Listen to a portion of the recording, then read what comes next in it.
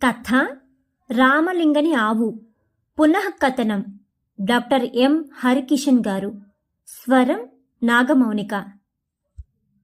తెనాలి రామలింగుడు చాలా గొప్ప కవి, చాలా తెలివైనవాడు.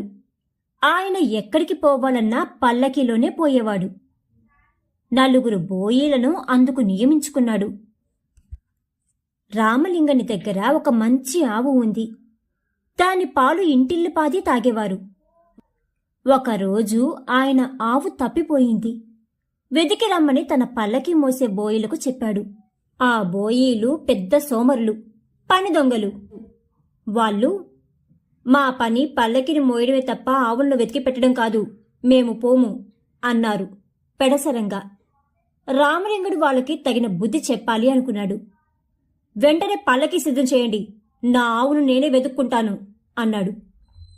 పల్లకి ఎక్కి తన ఆవు కోసం వీధి వీధి వెతకసాగాడు. ఆవు దొరికేదాకా ఇంటికి పోయేది లేదని ఊరంతా తిప్పసాగాడు. బోయీలకు పల్లకి మోసి మోసి భుజాలు, తిరిగి తిరిగి కాళ్ళు నొప్పి పెట్టసాగాయి.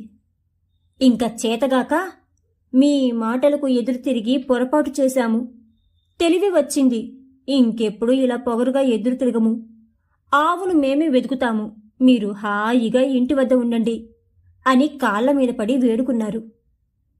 రామలింగుడు చిన్నగా నవ్వుతూ, ఆ పని మొదటే చేసి ఉంటే మీకిన్ని తిప్పలు ఉండేవి కాదు గదా అన్నాడు. బోయేలు రామలింగని తీసుకుపోయి ఇంటి దగ్గర దింపారు. తలా ఒక దిక్కుకు పోయి ఆవును వెదికి పట్టుకొచ్చారు. కథ కంచికి మనం ఇంటికి. ఈ కథ కనుక మీకు నచ్చినట్లయితే please like, share and subscribe to our channel.